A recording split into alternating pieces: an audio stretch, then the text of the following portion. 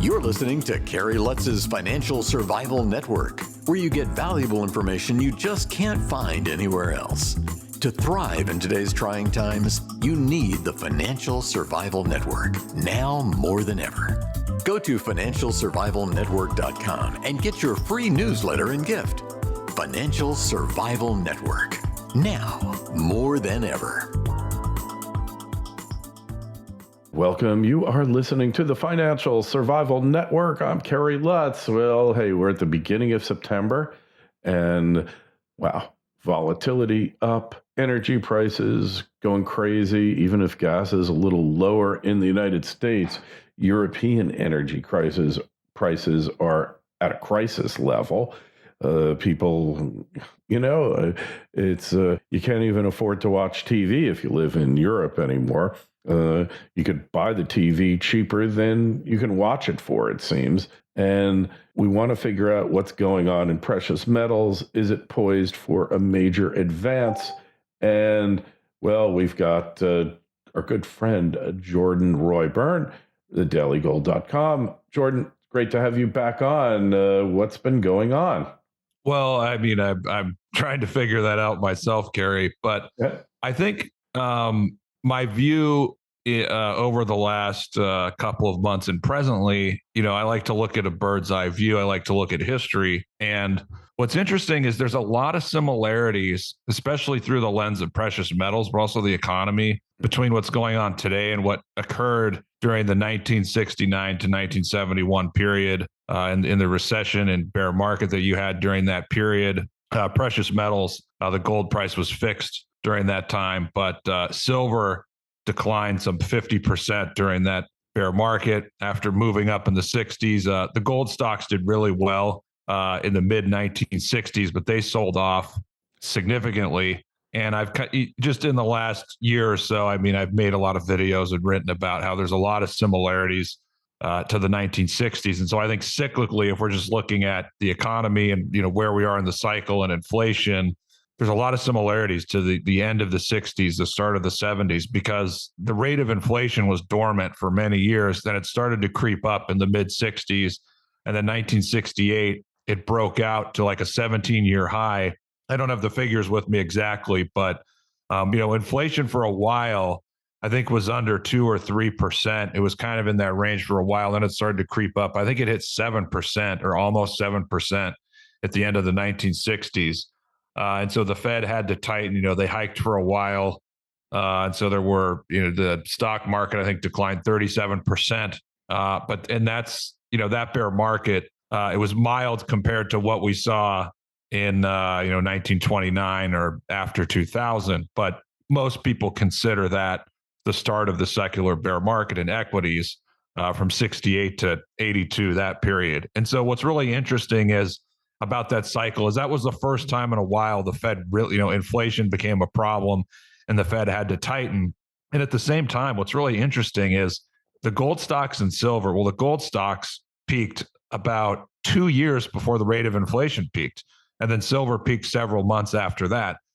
And so you look at those factors, I mean, that's very similar to what happened with precious metals today, where everything essentially peaked 2 years ago, 24 months ago or 25 months ago. I mean, silver, of course, was buoyant after that for a little while, but it's very similar to what we're looking at right now. And so if you would look at some precious metals charts and ratio charts around 1970, they look very similar to how they look today. And so, someone in 1969 or 1970, a gold bug would have to be thinking, well, we've seen this move up in inflation and, we did get a move in the sector, but, of course, the gold price is fixed. But if they're looking at silver, I mean, silver doubled in the 60s, but then it had a 50% bear market. And so it's very similar to where we are right now. And one larger point off that, Kerry, is the biggest moves in precious metals, obviously, we know, were during periods where the S&P U.S. equities were in a secular bear market. And so one indicator that I like to use, I mean, it's not the be all end all, but if you look at a 40-month moving average for the S&P over the last 100 years, and you look at secular bull markets, Not always, but for the most part, that tends to be support during a secular bull. And so, we did break that for a month during the COVID low. But aside from that, if you look at what happened at the end of the 60s and then 2000, those were the first times in a while where the S&P broke below that moving average. And so that to me was a signal that, you're in a new secular bear market. And so the best moves in precious metals were obviously in the 1970s and in the 2000s. Those best moves came after the market, the S&P broke below its 40-month moving average. And so to me, I think, the odds favor the setup for that, coming over the next 3, 6, or 9 months. The stock market actually rebounded at the 40-month moving average. Obviously, we have all these, we did have a technical recession in the first half of the year. We're probably going to get growth this quarter, but a lot of recession and economic indicators, they're starting to flash red. I mean, they're not they're not signaling a full blown recession just yet, but I think sooner rather than later, you're probably going to see that, especially as the Fed tightens by another 50 or 75 basis points here. So I just looking at all this, I just think it's just a matter of time before, eventually the S&P, I mean, it has moved lower in the last month or so, or in the last couple of weeks, but I think it's only a matter of time before ultimately the stock market will continue to move lower, potentially break that low and break the 40-month moving average. And around that time, the Fed obviously will be done hiking rates already. And at some point, the market will probably force them to cut rates. I mean, this is not a consensus view right now, but I think these are the things that we have to anticipate over the coming months. And so, yeah, we're in some, choppy waters, you could say. Things are kind of rocky for precious metals right now. But the reality is this: if you think we're going to have a real recession and a real bear market where we're going to make lower lows in the stock market, that's the signal that a new precious metals bull market is going to begin. And that's when that happens, that's when you get, gold going to 3,000, 4,000, 5,000, and 6,000, silver rebounding and going much, much higher. And not like we've had over the last 5 or 6 years where we've trended up, but, not consistently. And during that time, the stock market has been rising. So that's been the big problem in the last 5 or 6 years. You're not in a real bull market in gold when the stock market is still trending higher and making higher highs. So I think we're at a potentially really exciting turning point from a bird's eye view here over the next 3, 6, or 9 months. So you're undeterred, huh, Jordan? Well, I mean, undeterred in the very big picture. I think the near term, there's definitely on a near-term basis, there's definitely some concern that gold could break 1675 and you could see it come down to 1600 or 1575. Now, I don't, of course, if you look at the charts, there's a lot of people who are just saying, oh, this is 2013 all over again, without really considering anything else. I mean, they're not looking at, in 2013, the stock market was months away from breaking out of a 13-year base. 2013 was 12 years before that. You had gold had 12 years of annual gains. You had a secular bull market, and also at the end of 12 and early 13, gold was already plummeting against the stock market. If you look at the gold to S&P ratio, it was already plummeting. So what's been happening recently is the gold to S&P 500 ratio that put in a bottom at the end of last year, right when the market peaked. Now, it hasn't been that strong, but the bottom has still held. And that's, if you look at a lot of significant lows over the last 20 years, they were preceded by bottoms in the gold to S&P 500 ratio. So that's a huge difference from what happened in 2013, where gold in real terms was already crashing against everything. And of course, during that period, the dollar was, I think it was in the low 80s. Now it's at 110. The stock market, like I said, it was about to break out and make a huge move higher. When gold was obviously its secular bull market was over.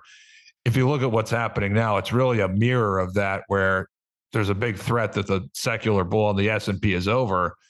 And if that's the case, that means gold and precious metals will go into a new secular bull. And so I think the near term, the question is, is gold going to break 1675 before that happens? And if it does, how much damage will there be? How far can it fall? How long is it going to take for it to recover? But the real big thing for me, Kerry, is as long as we have the stock market, and you've spoken from the perspective of a gold bull and a gold bug, as long as the stock market breaks that low and we have a recession, then to me, in the big picture, it's really irrelevant whether gold bottoms at 1675 or 1600 or 1500. It's irrelevant, because if we have the stock market making a lower low and we have a recession, that not only is that going to give a huge rise to gold in the next couple of years, but that's telling us that, based on what I already said, that we're in a new secular bull market for precious metals. And you're going to see, the market trend higher over the next 10, 15 years, and not just, we have this huge move for 4 or 6 months, and then it's going to, do nothing for the next 2.5 years, like we've had in the last 5 or 6 years. So that's why the weakness in the market right now doesn't bother me that much, because I think it's going to coincide with a recession and the stock market breaking down. And, those are huge. Again, those are huge catalysts for gold on a cyclical and a secular basis. So yes, it is concerning, the short-term technicals, but in the bigger picture, I'm not concerned. And with that said, Kerry, I don't know. You could come up with your own sentiment anecdotally based on the people that you've talked to, but it seems to me just in the last week or so that people are really getting, I don't want to say irrationally bearish, but it really seems that everyone is thinking, gold is going to make that breakdown, and, the market could be dead for a while. So sentiment is really, really negative. And at the end of last week on Thursday, you had close to 60% of GDXJ stocks that day making a new 52-week low. 71% of GDX made a new 52-week low last Thursday. When you get those kinds of readings, you tend to see a rebound or a bounce in the market. So, I'm as far as the short term, we're weighing all these things. You got the technical support in gold. There's certain support levels in the miners. We're looking at these breadth indicators that are telling you the market is extremely oversold. And then on the fundamental side, it all comes down to, when is the Fed going to be done hiking? The market will anticipate that at some point. And so all of these things are moving targets. And so it's really difficult to predict. Like I, told you, I think off air, is the market, the market could be a couple weeks away from bottoming, or it could be a couple months away. I don't know. I just think there's a wide possibility in that time frame. Okay. And I tend to agree with you, but we've had so many head fakes here over the years that the sentiment couldn't be worse. And if that's a contrary indicator, then maybe we're in good shape. Don't just survive, thrive. The Financial Survival Network. Fury Gold Mines is a Canada-focused exploration and development company committed to aggressively growing its scalable, high-grade gold assets with major drill campaigns planned across its 3.5 million ounce portfolio. Fury is led by a management team of proven explorers and developers with a track record of success in advancing and financing project development. Fury Gold Mines is well positioned to create value for investors with low-risk development growth and the potential for a new major discovery. Fury Gold Mines trades on the TSX and NYSE American under the ticker FURY. To learn more, go to furygoldmines.com. That's furygoldmines.com. This is the Financial Survival Network, the information you need to thrive now more than ever. Yeah, I think we're in good shape because we're nearing the point where the Fed is going to have to stop hiking. I personally have been too aggressive. I thought they would, in the last couple of months, I thought they would stop hiking much sooner, but they're probably going to hike 75. I think in September they'll get up to 3.25. If you look in the last month or so and you look at what the market has been pricing in for a terminal rate, like what will the Fed get to? What is the market's expectation of that for the Fed? And I think a month ago or so, that was around 350, 375. Now it's moved up, I think, to in the 380, 390 area. I haven't checked that in the last week or so, but if we assume they hike 75 and they're at 3.25, in a month or 2 months ago, the market had priced in a terminal rate around 3.5 or 3.6. So if the Fed is at 3.25 and we get some, the market trends lower, we get some bad economic news, the dollar keeps going up, maybe something is really close to breaking. I mean, in that, even if those things don't happen, the Fed is almost done hiking anyway, because they're at 3.25%. No one's expecting they're going to get over 4%. So it's always been the mid to high threes. So after September, even if you're not a big time doomer or, perma bear on the economy, they're really close to being done anyway. So that's already been priced into the market and the precious metals market. So I think fundamentally it comes down to, when are they going to stop hiking? And I think September is going to be the last hike. I just think in the next, there's 60 days right now until the next meeting. I just don't think we're going to be able to sail 2 months straight without something breaking, without the markets trending lower, without things getting worse. And I mean, that the market pricing these things in, I mean, the perception and, what they're anticipating, it can shift on a day-to-day basis. And so I think that's the key, Kerry, for precious metals, is that's the fundamental trigger. Because once the Fed is done, then that real interest rates, which, I mean, they have been moving up aggressively in the last couple of weeks. Once the Fed is done and the market senses that, you're going to know that real interest rates have peaked, and they only have one where to go, and that'll be down after that. So I think it's, the fundamentals are what determine whether the market gets just a bounce or something more. So I think that fundamental trigger of the Fed stopping its hikes, I think we're going to see that launch precious metals to a really good rebound at some point in the next couple of months. It could happen sooner than that, because this escalating dollar, now at a 2-decade high, today it hit a 2-decade high, is really cause for concern. It's putting the world financial system, whatever's left of it, under tremendous pressure, and really bankrupting countries all over the world. Kerry, you're absolutely right. I mean, that could be the trigger. And it's interesting because the dollar is kind of, I don't know if obfuscating is the right word, but it's impacting what's going on in the bond market, because I think foreign countries or foreign central banks, I mean, some people have been saying this, it's not my area of expertise, but I think they're probably right. They're saying that foreign central banks are, and foreign governments are selling their treasury bonds to get dollars, because with these foreign countries, they have dollar denominated debts. And when the dollar moves higher, it's compounding the problem for them. And so they have to sell assets to get dollars so they can make these payments. And so I think that's, if not for this, maybe you would see the treasury market, you'd see bond yields trending lower. I mean, that's been a big surprise. I mean, we've seen yields have been trending higher. I mean, the 2-year has been trending higher aggressively, even the 10-year as well, but not, I mean, the 2-year has been rising more significantly than the 10-year. And so the point about the dollar and these yields is, at some point, one trigger for the Fed shifting course will be if you get a huge rally in bonds, and if you see the 2-year and the 10-year yield. I mean, if you see those yields start to come down, or at least one of them starts to come down, probably the 10-year first would be my guess. If you see those yields start to come down significantly, I mean, that could be one signal that the Fed, that a Fed shift is really imminent. But yeah, the strength in the dollar, I think, could be causing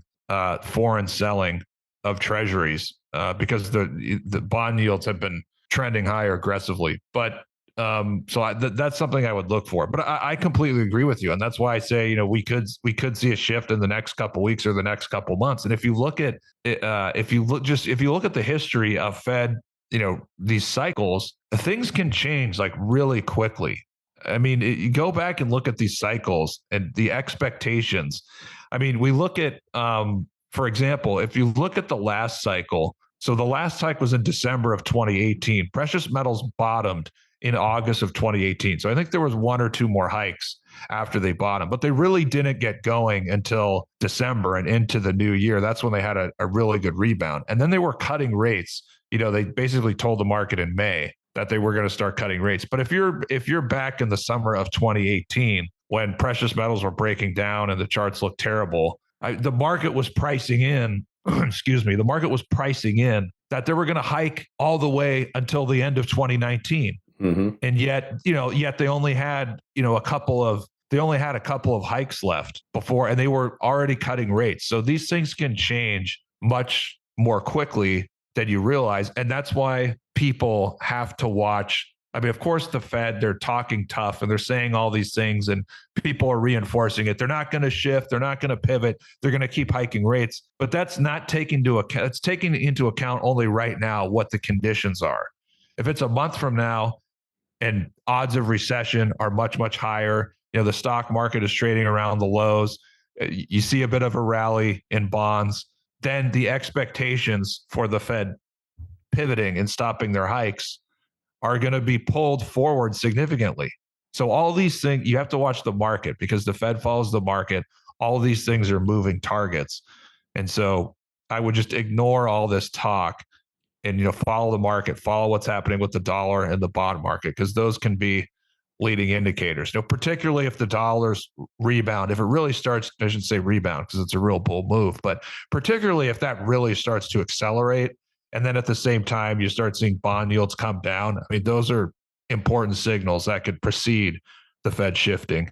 All right. And I'm kind of agreeing with you there because you really can't predict what's going to happen from day to day. So projecting a stable Fed policy indefinitely into the future, that just isn't going to work nowadays. And too much uncertainty, too much volatility.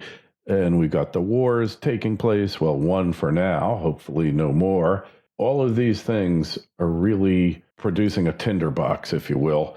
And I'm inclined to agree with you that a Fed pivot will come sooner rather than later.